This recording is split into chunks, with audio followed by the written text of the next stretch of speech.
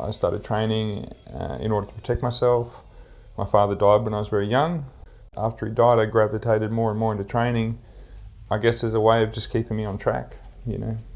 A lot of my friends and stuff kind of veered off in other directions, and I saw martial arts as a kind of, for me it always has been and always will be, more of a lifestyle.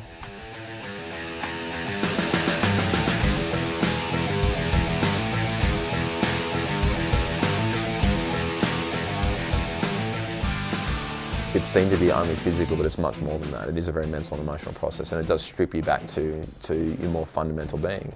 There's not really much room to hide when you're doing these kind of things.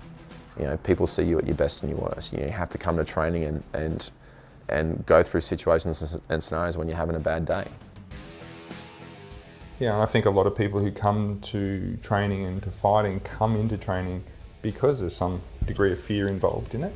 You know, like, why else would you spend so much time learning to be physically commanding or controlling? But, you know, also I think the aim of martial arts and training is transcending of that. The other thing that comes up as well is the physical demands of competing, what you actually need to do to be at a certain level, to have the fitness, to have the strength, to have that technical precision and the timing. It's very, very difficult to do that as you get older and older. People that have actually had a bit of experience training the martial arts understand what it does for you on a personal level to develop that. You also start to understand what it is that other person has gone through in order to be able to get to the point where they can step into that situation with you. So although you are trying to win the fight, although you're trying to make sure that your skill set is better and execute it, there's still an immense amount of respect for the fact that other person has stepped in there and allowed you to have the opportunity to do it. You can't do it without the other person. You can't do it without your training partners every day. And when you're 20-something and you're just, you know, full of adrenaline and testosterone, your view of the world is very small. You know, it doesn't go very much past yourself. And that's one of the things that the experience in this journey actually starts to open your awareness up. To give you a small example, it's really typical, particularly for a guy, that when you run into a situation where someone is challenging you, you meet it with force. We flare up and we get angry and we kind of come back, you know, with that kind of thing. And I realised that for me, that parallels in life. When someone is putting me in a situation where I feel challenged, or where I might be in a situation where I'm even wrong, my first reaction is to actually get aggressive with it, you know, and which is being defensive.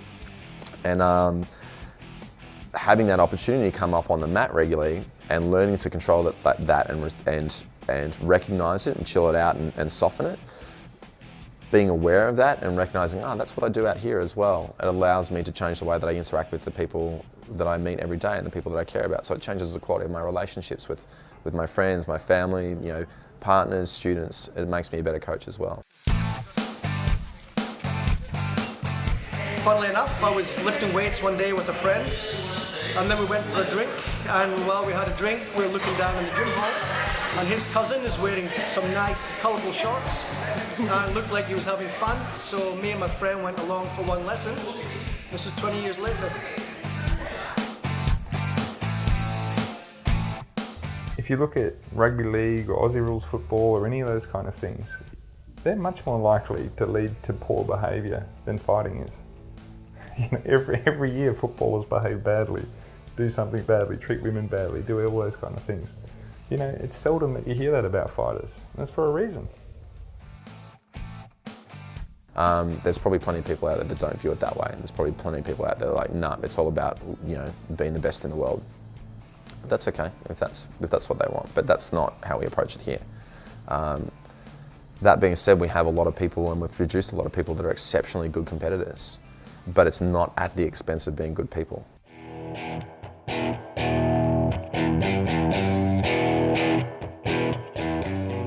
Learn to use the art, sure, but learn the art first. Learn the totality of something. Learn the history, the culture, the place. Learn all there is to know. And then using the art becomes kind of secondary.